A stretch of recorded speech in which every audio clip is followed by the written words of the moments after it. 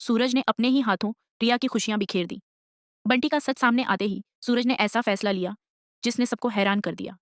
कहानी की शुरुआत होती है बंटी और रिया से। दोनों के रिश्ते की शुरुआत के बाद बंटी हर दिन रिया के लिए कोई ना कोई छोटा सा गिफ्ट लेकर आता है।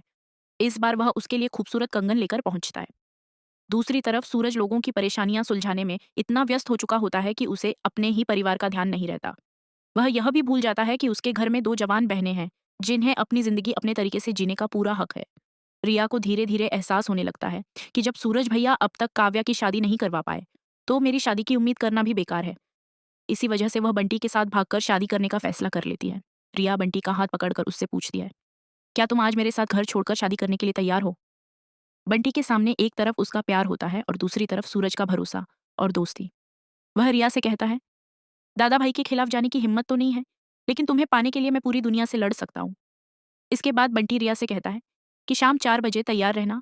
उस समय सूरज अपनी अदालत में होगा और ईशा पुलिस स्टेशन में। यही सही मौका होगा घर से निकलने का। लेकिन शायद किस्मत को कुछ और ही मंजूर था। रिया सुबह से शाम होने का इंतजार करती रहती है।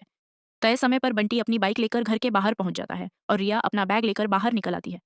लेकिन उसी समय ईशा अपनी पूरी टीम के साथ वहां पहुंच जाती है। वह सूरज के छिपाए हुए एक आरोपी को पकड़ने आई होती है। तभी उसकी नजर रिया और बंटी पर पड़ती है। ईशा तुरंत दोनों को रोक लेती है और उनकी घबराहट देखकर समझ जाती है कि मामला क्या है।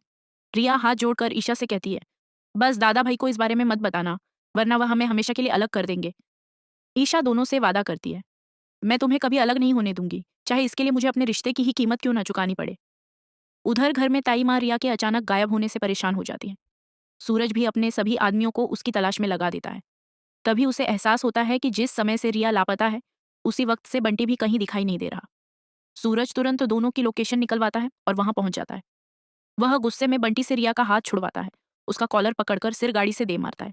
तेज चोट लगते ही बंटी बेहोश होकर जमीन पर गिर पड़ता है। बंटी की यह हालत देखकर रिया बुरी तरह टूट जाती है। लेकिन अगले ही पल उसका डर गुस्से में बदल जाता है। वह सूरज का कॉलर पकड़ती है और उसे जोरदार थप्पड़ मार देती है। रिया का बंटी के लिए सच्चा प्यार देखकर ईशा भी सूरज को समझाती है। वह कहती है, अगर रिया और बंटी एक नहीं हुए तो मैं हमेशा के लिए तुम्हें छोड़कर चली जाऊंगी।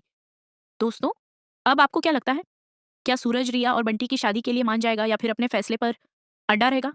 अपनी राय कमेंट में जरूर बताइए।